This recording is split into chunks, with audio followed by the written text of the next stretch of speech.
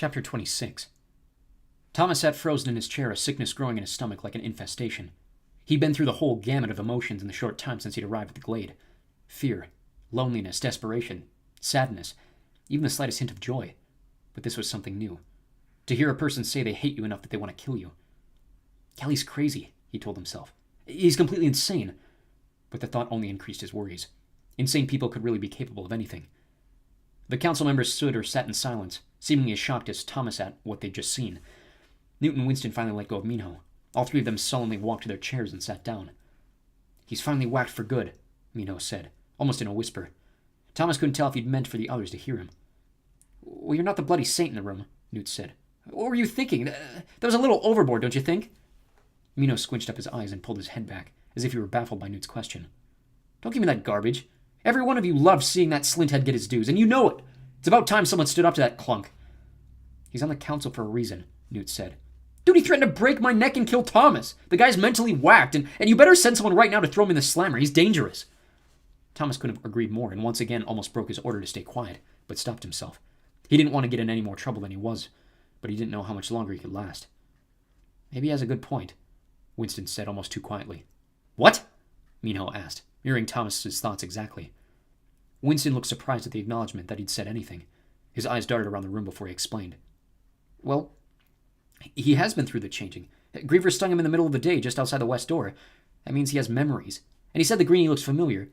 Why would he make that up?" Thomas thought about the changing, and the fact that it brought back memories. The idea hadn't occurred to him before, but it would be worth it to get stung by the Grievers just to go through that horrible process, just to remember something. He pictured Ben writhing in bed and remembered Albie's screams. No way, he thought. "Winston, did you see what just happened?" Frypan asked, looking incredulous. "Galley's psycho. You can't put too much stock in his rambling nonsense. What, you think Thomas here is a Griever in disguise?"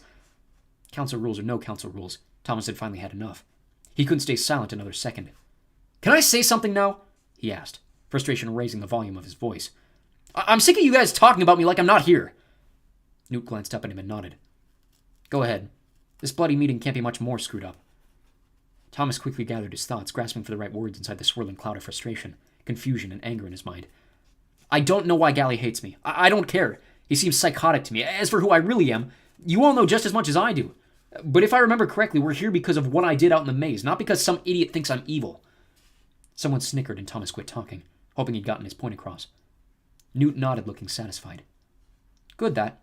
Let's get this meeting over with and worry about Galley later." "We can't vote without all the members here," Winston insisted. "Unless they're really sick, like Albie." "For the love, Winston," Newt replied. "I'd say Galley's a wee bit ill today, too, so we continue without him. Thomas, defend yourself, and then we'll take the vote on what we should do with you." Thomas realized his hands were squeezed up into fists on his lap. He relaxed them and wiped his sweaty palms on his pants. Then he began, not sure of what he'd say before the words came out. "I didn't do anything wrong. All I know is I saw two people struggling to get inside these walls, and they couldn't make it. To ignore that because of some stupid rule seems selfish, and cowardly, and, well, stupid. If you want to throw me in jail for trying to save someone's life, then go ahead. Next time I promise I'll point at them and laugh, then go eat some of Frypan's dinner." Thomas wasn't trying to be funny. He was just dumbfounded that the whole thing could even be an issue. "Here's my recommendation," Newt said. "You broke our bloody #1 rule, so you get 1 day in the slammer. That's your punishment. I also recommend we elect you as a runner, effective the second this meeting's over. You've proven more in one night than most trainees do in weeks. As for you being the bug and keeper, forget it." He looked over at Minho. Galley was right on that count. It's a stupid idea. The comment hurt Thomas's feelings, even though he didn't disagree. He looked to Minho for his reaction. The keeper didn't seem surprised, but he argued all the same. "Why? He's the best we have. I swear it. The best should be the keeper." "Fine," Newt responded. "If that's true, we'll make the change later. Give it a month and see if he proves himself." Minho shrugged. "Good, that." Thomas quietly sighed in relief. He still wanted to be a runner, which surprised him, considering what he'd just gone through out in the maze. But becoming the keeper right away sounded ridiculous. Newt glanced around the room. "Okay, we've had several recommendations, so let's give it a go-round." "Oh, come on," Frypan said. "Just vote. I vote for yours." "Me too," Minho said. Everyone else chimed in their approval, filling Thomas with relief and a sense of pride. Winston was the only one to say no. Newt looked at him. "We don't need your vote, but tell us what's bonking around in your brain." Winston gazed at Thomas carefully, then back to Newt. "It's fine with me, but we shouldn't totally ignore what Galley said. Something about it. I don't think he just made it up. And it's true that ever since Thomas got here, everything's been shucked and screwy." "Fair enough," Newt said. Everyone put some thought into it. Maybe when we get right nice and bored, we can have another gathering to talk about. Good, that. Winston nodded. Thomas groaned at how invisible he'd become. I love how you guys are just talking about me like I'm not here. Look, Tommy, Newt said. We just elected you as a bug and runner. Quit your crying and get out of here. Mino has a lot of training to give you. It hadn't really hit Thomas until then. He was going to be a runner, explore the maze. Despite everything, he felt a shiver of excitement. He was sure they could avoid getting trapped out there at night again. Maybe he had his one and only turn of bad luck. What about my punishment? Tomorrow, Newt answered. They'll wake up till sunset. One day, Thomas thought.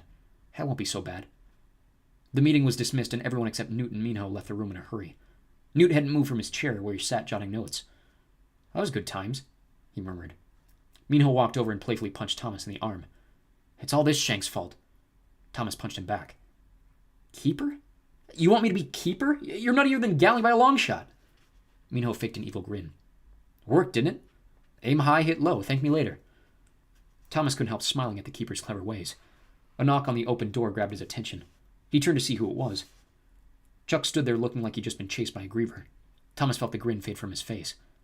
What's wrong? Newt asked, standing up. The tone of his voice only heightened Thomas's concern. Chuck was wringing his hands. Medjack sent me. Why? I guess Albie's thrashing around and acting all crazy, telling them he needs to talk to somebody. Newt made for the door, but Chuck held up his hand. He doesn't want you. What do you mean? Chuck pointed at Thomas. He keeps asking for him.